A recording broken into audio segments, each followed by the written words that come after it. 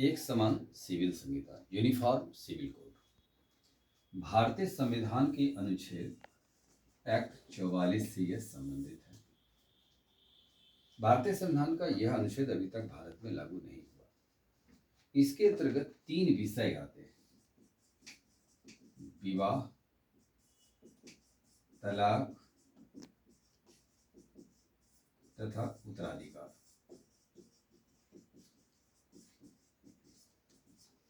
ये 3 विषय इसके भीतर में आते हैं। भारत का नागरिक एक है, देश की संविधान एक है, विवाह के तरीके अलग अलग हैं, तलाक के तरीके अलग अलग हैं, उत्तराधिकार पर लगभग सभी संप्रदायों के बीच में विवाद रहा है। इन तीनों कानून को जब तक एक समान व्यवस्था में नहीं लाया जाएगा, ये कानून लागू नहीं हो सकता है। भारत के सर्वोच्च न्यायालय के पास 79,229 कानून आज के डेट में लंबित है। इस कानून से यदि हमारी न्यायपालिका को राहत मिल जाती है तो गंभीर मुद्दे पर हमारी न्यायपालिका भी चर्चा कर सकता है। वैश्वीकरण के परिवेश में 21 देश, जो विशेषकर मुस्लिम राष्ट्र हैं, वो इस पर कानून बना चुका है। कुवैत, सऊदी अरब, मिस्र, इंडोनेशिया, पाकिस्तान, बांग्लादेश कानून बना चुका है। भारत इस कानून को नहीं बनाया। इसी संदर्भ में सुप्रीम कोर्ट का चीफ जस्टिस DY चंद्रचूड़ ने 9 जनवरी 2023 को कहा था, वैश्विक परिवेश में भारत सरकार कानून का निर्माण करे।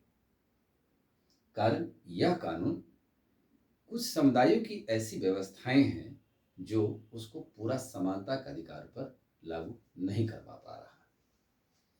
यदि हम इस सिविल संहिता के प्रयास को देखें तो सबसे पहले यह देखिए कि भारत में पर्सनल लॉ 2 है, एक हिंदू लॉ और दूसरा है मुस्लिम पर्सनल लॉ। मुस्लिम पर्सनल लॉ में एप्लीकेशन एक्ट 1937 में कहा गया, विवाह, पालन पोषण, मेहर, तलाक, उत्तराधिकार, इन सब बातों को अपने हिसाब से वह निर्णय लेता है। हिंदू लॉ में कुछ सुधार हुई, लेकिन अभी भी उसमें भी कुछ जो खामियां हैं, यदि एक समान कानून बनता तो उसको भी खामियां को दूर किया जा सकता है, तो समाज में एक कानून प्रचलित हो जाएगी। संविधान सभा ने जब इस पर चर्चा कर रहे थे तो चर्चा के दौरान उसमें 23 नवंबर 1948 को सबसे पहले इस पर चर्चा का मुद्दा बना। उसी दिन डेट रखा गया था कि इस पर चर्चा होगी। राजेंद्र प्रसाद संविधान सभा के अध्यक्ष थे, लेकिन ये अस्वस्थ हो गए, तो संविधान सभा के उपाध्यक्ष इस पर चर्चा किया। संविधान सभा 2 धारा में बट गई। एक धारा जो प्रारूप समिति के महत्वपूर्ण सदस्य थे, KM मुंशी, कृष्णस्वामी अय्यर, यह पक्ष लिया कि देश में यह जरूरी है और एक समान कानून बनाया जाए। लेकिन मद्रास राज्य, जिसको आज हम लोग वर्तमान में तमिलनाडु राज्य कहते हैं, वहां के कुछ मुसलमान नेता थे जिन्होंने कहा कि लागू होना सही है, लेकिन अभी फिलहाल मुस्लिमों में इस प्रकार का व्यवस्था नहीं है, इसलिए वक्त दिया जाए।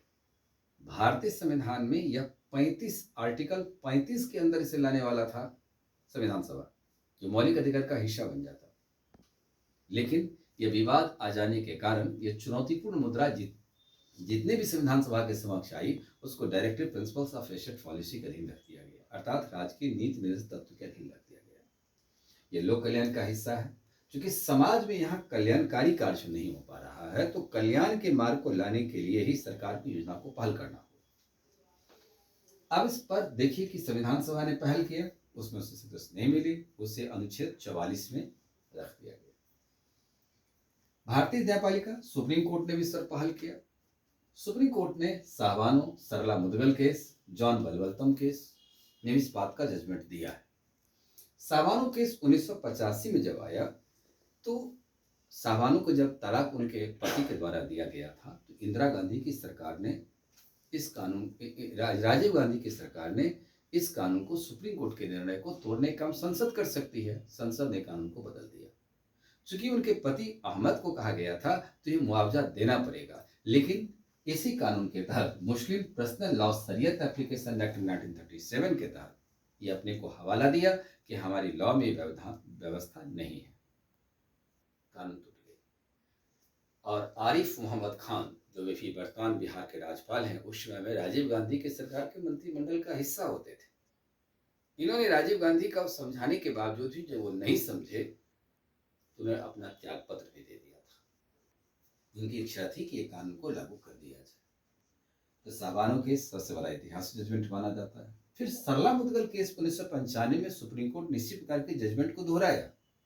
फिर जॉन बरवल्तम केस 2003 में भी इसी केस को फिर से दोहराया गया। और एक फिर से मोदी सरकार के रीजन में जब मामला आया था साबानो केस, साबानो मामला में 2017 में इसी मामला के तहत सुप्रीम कोर्ट ने पुनः दोहराया कि वैश्वीकरण के परिप्रेक्ष्य में कानून बनाने की आवश्यकता है। तो भारतीय सर्वोच्च न्यायालय भी चाहती है इस प्रकार के कानून का निर्माण हो। भारत सरकार 2019 में एक एक्ट लाती है जिसमें यह प्रावधान था, जिस एक्ट का नाम था मुस्लिम महिला विवाह अधिनियम संरक्षण अधिनियम 2019। इस एक्ट में प्रोविजन था, उसमें ट्रिपल तलाक जो इलेक्ट्रॉनिक विधि से दी जाते हैं, 3 बार सीधे कह देने पर तलाक मान्य नहीं होगा। तलाक बिद्दत रहेगी, लेकिन ट्रिपल तलाक जो इस विधि से दी जाते हैं वो मान्य अब नहीं होगा, उसको अवैध करार दिया गया। उसके तहत इधर में प्रावधान बनाया गया था कि यदि कोई महिला को तलाक उसके पति यानी शौहर देते हैं तो गैर जमानती होगा। एफआईआर महिला करेगी या महिला का परिजन करेगा। पड़ोसी को या किसी अननोन पर्सन को एफआईआर करने का अधिकार नहीं है। एफआईआर होगा, ये गैर जमानती होगी, पुलिस हिरासत में लेगी, उसे 3 वर्ष तक की सजा और मुआवजा भी महिला को देना पड़ेगा। यदि महिला के बच्चे हैं तो उस नाबालिग बच्चे पर महिला का अधिकार होगा। क्लास 1 मजिस्ट्रेट तभी जमानत देंगे जब महिला का एविडेंस लिया जाएगा। यदि महिला का एविडेंस लेने से पहले मजिस्ट्रेट भी जमानत नहीं देगा। अब यदि यह कहता है कि मजिस्ट्रेट यह निर्णय लेगा, महिला यदि कहती है तो मजिस्ट्रेट निर्णय लेने के लिए स्वतंत्र है कि दोनों में सुलह करा दे। जो हिंदू लॉ में भी सुलह की बात आती है तो संभलने वाला समाज समझ जाती है, लेकिन नहीं संभलता तो नहीं संभलता है। तो इस प्रकार से यह मोदी सरकार के रीजन में ट्रिपल तलाक कानून लागू हो चुका है।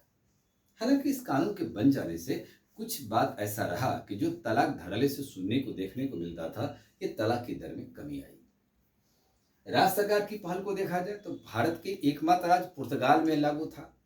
पुर्तगाल में 1867 में पुर्तगाली एक्ट के तहत यह कानून को लागू किया जा चुका था और गोवा जब भारत का हिस्सा बना यह कानून ऑलरेडी लागू हो गया। दूसरा, स्वतंत्र भारत के इतिहास में भारत का यदि कोई एक कमेटी गठन करने की बात आई तो उत्तराखंड की सरकार कमेटी गठन किया और जनवरी 2025 में इस कानून को लागू कर चुकी है। न्यायमूर्ति रंजना देसाई की अगुवाई में एक कमेटी गुजरात सरकार ने भी गठन किया और कमेटी के रिपोर्ट पर यह गुजरात की विधानसभा भी इस पर पहल करेगी। अब सवाल है कि कमेटी की शब्द की चर्चा जो मैंने कर रहा था, इसमें था कि यह 7वीं अनुसूची के खंड 5 के तहत यह मामला आता है।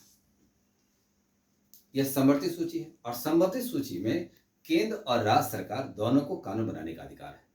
यूसीसी को लागू करने के लिए 2 रास्ते हैं, एक केंद्र सरकार सीधे कानून बना दे या राज्य की सरकार बारी बारी से कमेटी गठन करके एक आम राय बनाने का शांतिपूर्वक प्रयास करे तो एक कानून बन सकता है, जैसे उत्तराखंड की सरकार ने किया है।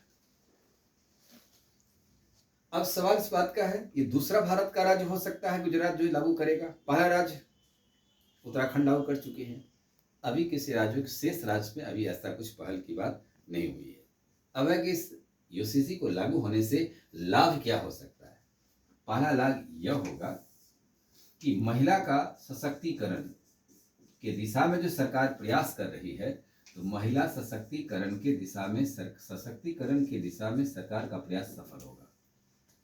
जो महिला को तलाक दे दी जाती है वो उपेक्षित महसूस करती है, ये उपेक्षात्मक भावना नहीं होगी, एक समान व्यवस्था भी लागू होगा।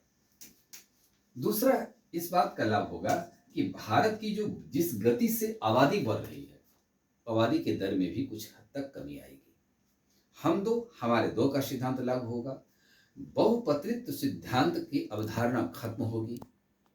जैसे हिंदू लॉ में है कि बहुपत्नित्व व्यवस्था के तहत यदि ऐसा करते हैं तो सीआरपीसी धारा आप उसको दंडित करती है, इसमें 7 वर्ष की कैद की सजा तक हो सकती है। यह बात हिंदू लॉ के अधीन आता है। तीसरा लाभ यह होगा कि जितने भी रूढ़िवादी व्यवस्थाएं जो हमारे समाज में कानून है, यह कानून भी खत्म हो जाएगा। एक नया कानून की अवधारणा आएगी। 1400 वर्ष से चलती आ रही इतिहास यहाँ पर मोड़ ले लेगी। एक समान व्यवस्था पैदा होगा, राष्ट्रवाद का संचार पैदा होगा, क्षेत्रवाद भाषावाद की भावनाएं खत्म होगी और भारतीय राष्ट्रवाद का विकास और भी द्रुत गति से होगा। अखंड भारत की कल्पना में भी सहायक होगा। समाज में उपेक्षित लोग नहीं रहेंगे, सभी एक मूल धारा में आ जाएंगे। भारतीय संविधान के अनुच्छेद 14, 15, 16, 19, 21 यह सिद्धांत कहता है कि यूसीसी लागू होना चाहिए, क्योंकि किसी भी नागरिकों का यह अपना अधिकार बनता है और हम इस देश में रहते हैं, नागरिक हैं, अधिकार है हमें, तो अधिकार की प्राप्ति होनी चाहिए। अब देखना इस बात को है कि क्या यह पहल लागू होगा। हालांकि भारत सरकार बहुत सारे मुद्दे पर एक देश एक कानून की अवधारणा को विकसित कर रही है। इसके लिए फिर हम दूसरी क्लास में उसकी चर्चा करेंगे, कैसे कर रहे हैं। यूसीसी इसी व्यवस्था के तहत लोकतांत्रिक भारत के निर्माण के लिए जरूरी है। हालांकि एक बात है कि जब राजतंत्र था तो ये राजतंत्र की कानून थी। कारण युद्ध के मैदान में युवा मरते थे, उनकी पत्नी विधवा हो जाती थी, तो उनको समाज के लोग अंगीकार करता था। इसको प्रथा के रूप में विकसित हो चुकी है, तो प्रथा नहीं होनी चाहिए। भारतीय संविधान के अनुच्छेद 23 में यह कहा गया है, महिला सम्मान को यदि प्रथा को ठेस पहुंचाता है, इस पर सरकार कानून बनाने के लिए अधिकृत है। और भारत के सीआरपीसी और आईपीसी भी यह बात को स्वीकार करती है कि एक समान व्यवस्था देश के अंदर लागू होना चाहिए। आवश्यकता है कि सभी समाज के लोग इसके आगे आएं और एक समान विचारधारा से एक देश एक कानून के तहत, जब संविधान हमारा एक है तो न्यायपालिका को 2 कानून से जो निर्देशित करना पड़ रहा है, निर्णय देना पड़ता है, इससे मामले लंबित हो जाते हैं। हिंदू को हिंदू लॉ, मुस्लिम को मुस्लिम लॉ के तहत, तो 80% जनता के साथ एक न्याय है, 20% जनता के साथ एक न्याय है। हिंदू लॉ के भीतर में हिंदू आते हैं, सिख, बौद्ध, जैन ये समुदाय के लोग आ जाते हैं, और मुस्लिम लॉ के थे मुस्लिम आ जाते हैं जो शरत कानून को पालन करता है। यही सारी सिविल संहिता है जो देश में चर्चित है। भारतीय संविधान के अनुच्छेद 44 को लागू करने के लिए अब समाज और राजनीतिक इच्छा शक्ति का विकास करना होगा, तब यह एक्ट लागू हो सकता है। आवश्यकता है कि अब इसकी समान इच्छा शक्ति का विकास हो। धर्म पर उठ करके ये व्यवस्था लागू करने की दिशा में एक अवधारणा का विकसित करना